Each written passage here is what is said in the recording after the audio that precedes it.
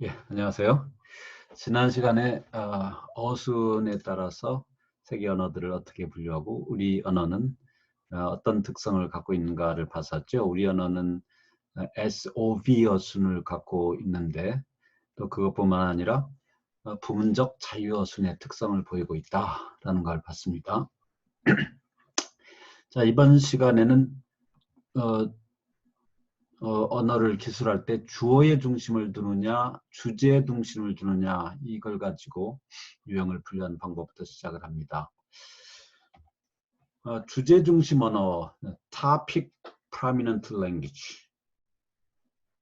주어 중심 언어는 subject prominent language라고 합니다. 그래서 주제 중심 언어가 좀 더 특별해 보이기 때문에 여러분에게는, 왜냐하면 영어에 너무나 오리엔티드 돼 있는 사람들에게는 주어 중심 언어가 대표라고 생각하는데, 사실은 알고 보면 세계 언어들은 topic prominent, 주제를 중심으로 문장이 서술되는 그런 언어가 훨씬 많아요. 그래서 주제 중심 언어는 뭐냐?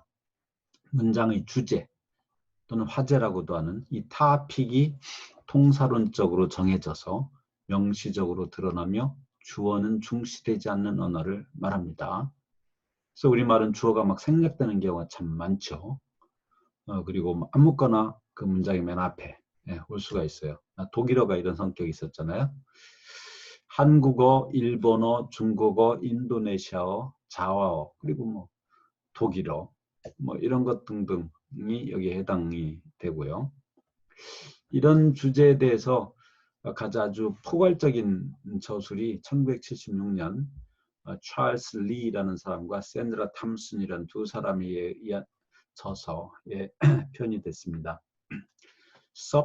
Subject and Topic: A New Typology of Language. 그래서 주어와 주제, 언어의 새로운 유형, 그래가지고 아주 굉장히 큰 언어학계에 영향력을 행사하게 되죠.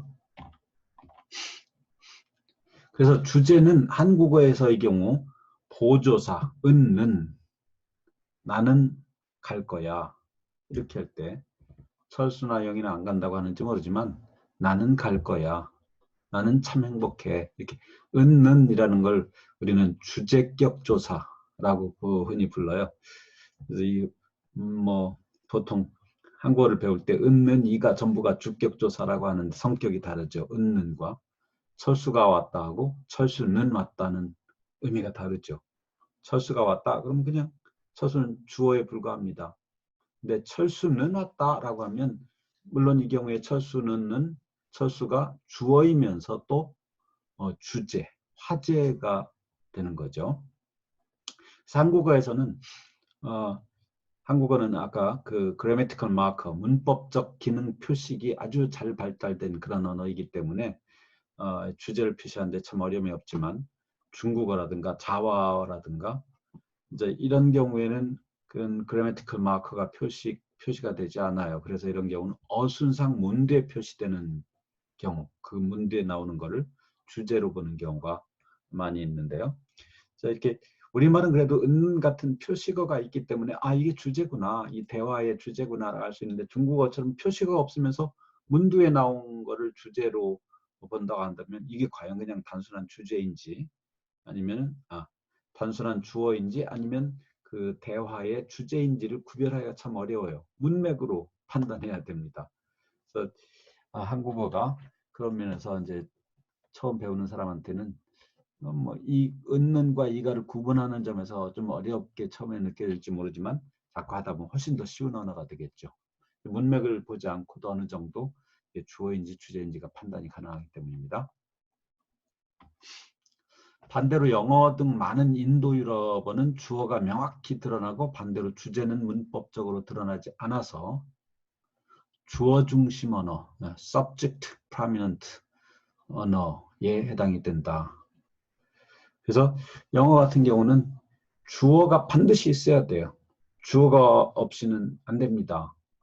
그래서 주어가 꼭 필요하지 않을 때도 주어를 자리에 앉히기 위해서 가주어, 비인칭 주어, 이런 자리 지킴이를 만들어서 넣는 거죠. 그래서 예를 들어서 오늘 비가 온다 그럴 때 그냥 그 의미상으로는 비가 온다 rains 하고 오늘 하면 today 이것만 있으면 되는데 그러면 주어가 없어요. 왜냐하면 rains는 동사이니까.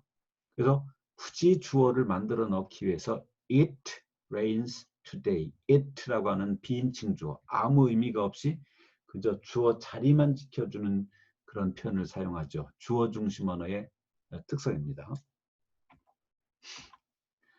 주제 중심 언어는 그러면 또 한국어와 같은 주제 중심 언어는 어떤 특성이 있는가? 일반적으로 주어를 드러낼 필요가 없어서 영어의 비인칭 주어 같은 형태를 사용할 필요가 없습니다. 주어를 생략해도 문제가 없어요. 문맥상 뭘 가리키는지만 확실하면. 주어, 목적 등 논학 요소가 문맥상 분명하면 생략 가능하고요. 그래서 주어가 생략 가능한 언어를 프로-드롭 언어라고 하며 이 주어 생략 가능 여부가 언어 유형을 구분하는 하나의 또 한 요소가 됩니다.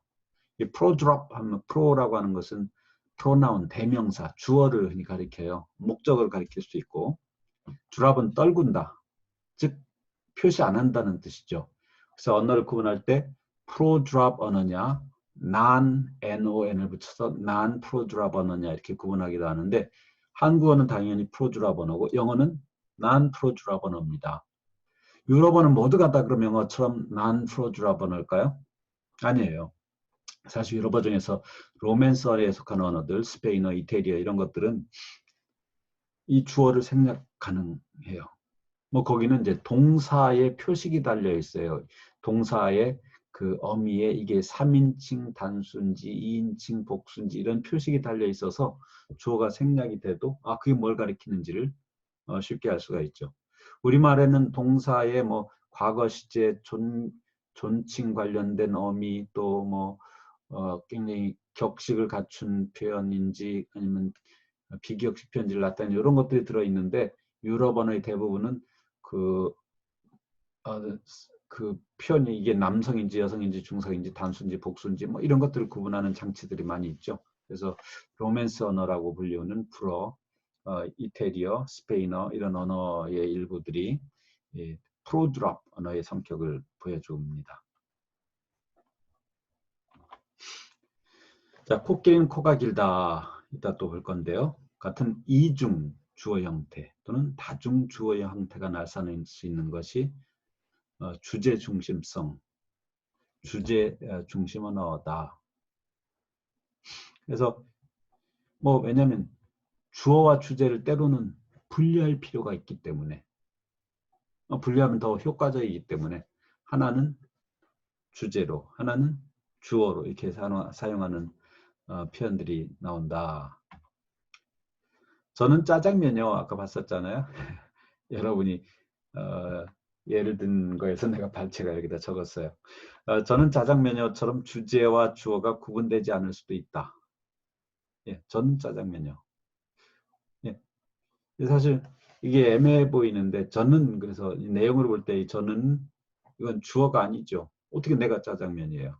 주어라고 하는 것은 서술어, 서술적 내용의 주체 행위자가 되는데 짜장면이다의 행위자가 아니잖아요. 이거는 주제죠, 주제. 전원이라는 것은. 그런 설명이 돼요.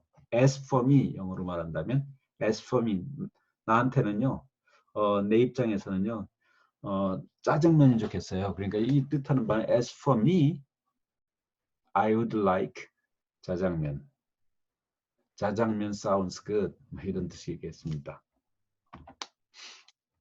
그래서 이제 이 김에 이중 또는 다중주어 구문에 대한 한국어의 이중 또는 다중주어 구문에 대한 걸 좀 살펴볼까요? 아주 재미있는 현상입니다. 굉장히 많아요. 토끼가 앞발이 짧다. 예, 많이 보았죠? 어머니가 손이 고우시다. 고우시다. 이렇게 써요. 신사가 옷이 더럽다. 뭐 주격조사가 지금 계속 2개씩 나옵니다. 그 집안이 딸이 귀하다. 철수가 의사가 되었다. 학생이 3명이 왔다. 양말이 구멍이 3개가 났다. 이건 뭐 주격조사가 3개가 있어요. 양말이 구멍이 3개가 났다. 철수가 영희가 좋다. 이게 굉장히 특별한 표현입니다. 철수가 영희가 좋다. 좋다 싫다라고 말할 때는 이 두 개 다 가가 붙어야 돼요. 의미상은 철수, likes, 영희. 그래서 영희는 목적어죠. 그런데도 불구하고 철수가 영희를 좋다 이건 안 되잖아요. 를 쓰려면 철수가 영희를 좋아한다 이렇게 해야 돼요. 이 좋아한다라는 단어와 좋다라는 단어는 다릅니다. 서로 완전히 다른 단어예요. 물론 이제 좋아하다가 좋다에서 파생됐다고 보는데 또 다른 점을 더 보시면 니은다 이렇게 는이나 니은을 써서 현재의 의미를 나타낼 때 좋아한다 이건 되는데 뭐 영희는 좇는다 안 되잖아요. 먹는다 이런 건 되잖아요. 뭐 여기 는이 들어가서 안 된다라고 하는데 그게 아니라 먹다는 먹는다 이렇게 할 수 있는데 좇는다 안 돼요. 어떻게 좋다와 좋아한다는 완전히 다른데 이거에 대한 연구도 굉장히 활발하게 이어지고 있습니다.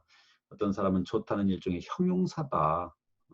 영어로 말하면 좋아하다는 동사다. 이렇게 이제 설명하기도 하죠. 보통 이제 상태 동사다, 동작 동사다 이렇게 구분하기도 하고요. 뭐 좋다의 반대인 영희가 철수가 싫다, 영희가 철수를 싫어한다도 마찬가지인데 여기서 이제 뒤에 부분은 차치하고 이 앞에 부분 철수가 영희가 좋다, 영희가 철수가 싫다 여기서 이제 주격 조사가 두 개가 나타난다는 거죠.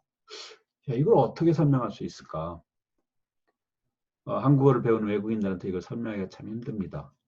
영희가 철수를 싫다 이렇게 표현하면 그게 왜 안 된다고 안 되는지를 설명해 줘야 될 거 아니에요. 계속 외국이니까 영희가 철수를 싫다 이렇게 쓰게 내버려 두면 안 되죠.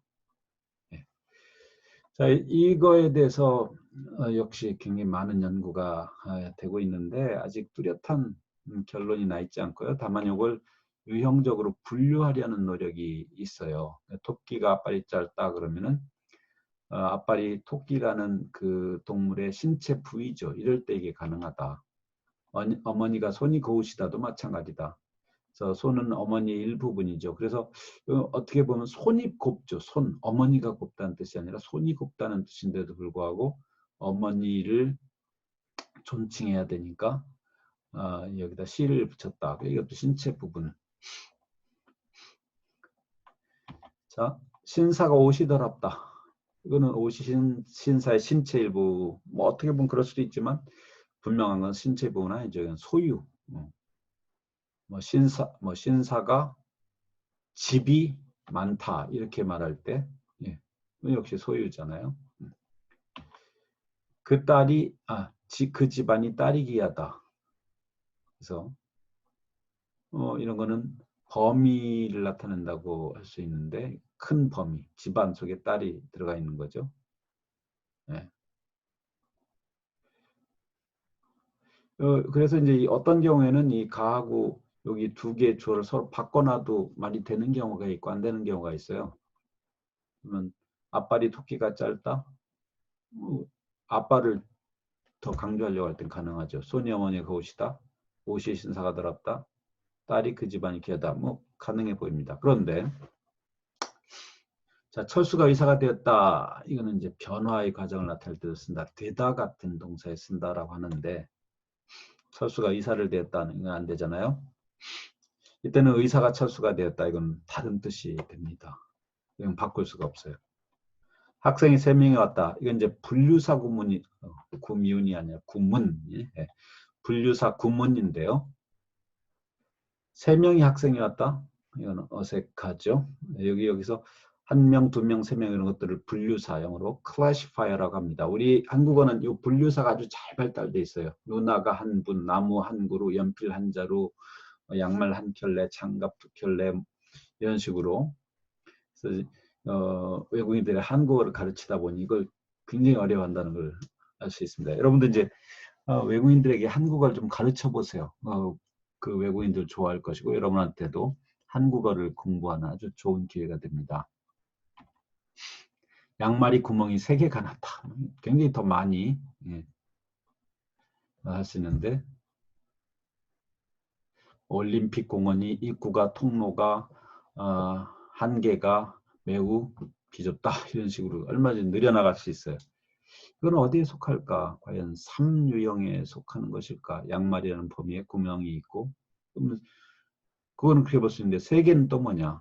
이건 또 이게 분류사 구문. 그러니까 두 개의 구문이 어떻게 보면 3유형과 5유형이 섞여 있는 거라고도 볼 수 있겠네요. 좀 전에 봤던 요거, 예, 이건 이제 감정동사라고 구문이라고 합니다. psyche verb.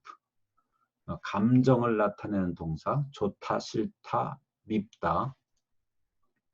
자, 이런 것들은 두 개의 그 명사, 이제 논항이라는 표현이 있었을 텐데, 두 개의 논항에 다 주격조사가 붙어야 되는 이제 그런 아주 한국어의 특별한 구문입니다. 자, 정렬했다는 유형. 조금 복잡하니까 정신 좀 차리고 들어주십시오. 정렬에 따른 유형인데, 이 정렬이라는 것이 무엇인가 좀 이따 설명이 될 겁니다. 유형을 우선 보면 이건 이제 학자들이 하는 거기 때문에 여러분한테 굉장히 어렵게 느껴질 수 있어요. 그 한 두 가지만 여러분 잘 기억하길 바랍니다.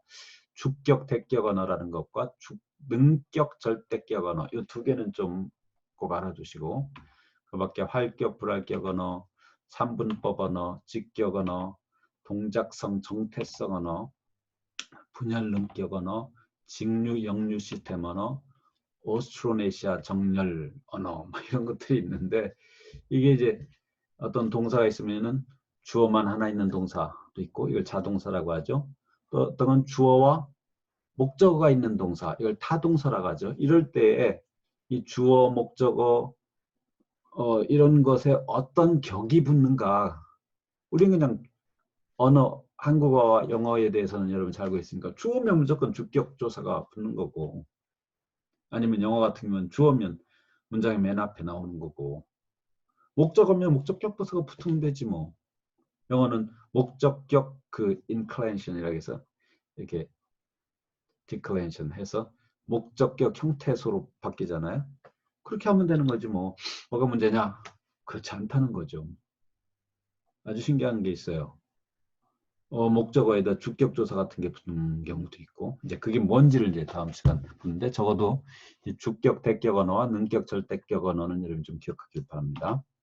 자, 우선 정렬이라는 게 뭐냐? 정렬이라는 건 모포신택틱 얼라인먼트를 한 거는 말하는데, 구문에서의 그 역할과 그 형태소적 특성이 어떻게 연결이 서로 되느냐. 즉, 세 종류의 논항을 보고 이제 가지고 얘기를 합니다. 세 종류의 논항이라는 것은 타동사의 두 가지 논항, 주어, 타동사의 주어, 목적어, 그리고 자동사의 하나뿐인 논항, 주어잖아요. 이런 것들이 문법적으로 어떻게 서로, 요 세 가지가 어떻게 서로 연관되는가, 이거를 이제 형태 통사론적 정렬, 줄여서 그냥 정렬, alignment 이렇게 말을 합니다. 그래서 이제 예를 들면 한국어는 타동사에 보다 능동적인 논항, 타동사는 주어가 있고 목적어가 있는데 주어가 더 뚜렷하게 나타나죠. 요 타동사의 주에 대한 논항과 자동사의 유일한 논항, 자동사는 주어밖에 없잖아요.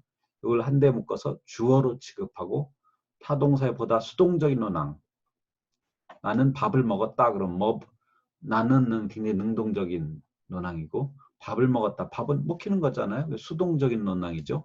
이 수동적인 논항은 목적으로 표시를 해요. 이런 구분은 격을 어떻게 붙이고 일치를 할 때 어디다 일치시키느냐, 주어에 일치시키느냐, 목적어에 일치시키느냐, 이런 것들을 형태론적으로 나타나기도 하고 어순 등을 통해 통사론적으로 나타나기도 한다. 이 구분법이 어떤 때는 형태론적으로 표현되고 어떤 때는 어순을 통해 표현된다. 일치에 대해서 보면 여러분들은 우리말은 사실 일치현상이라는 게 존경을 표시하는 시, 어머니께서 오시었다 할 때 그거 말고는 일치현상이 별로 없어요. 근데 영어는 3인칭 단수는 어떻게 하고, 또 뭐 불어나 이런 거였을 때는 1인칭일 때 단수냐 복수냐, 2인칭일 때 단수냐 복수냐, 3인칭일 때 단수냐 복수냐에 따라 동사의 꼴이 막 달라져요. 굴절이 정확히 달라집니다. 자, 이런 것들이 보통 이제 여러분들이 하는 일반적인 언어는 주어에 일치하는 걸로 알려져 있는데, 어떤 언어들은요, 이 정렬 유형에 따라 어떤 언어들은 목적어에 일치하기도 하고요. 어떤 언어들은 뭐 이렇게 장소를 나타내는 표현에 일치하기도 하고 이런 현상들이 나타나요. 자, 조금 좀 어렵죠. 자, 시작을 위한 거고요. 아까 말한 두 가지 유형만 여러분 잘 기억하면 되는데 그 첫 번 그래서 그걸 설명하기 위해서 정렬 언어학의 기본 논항 이 세 가지를 가지고 얘기를 합니다.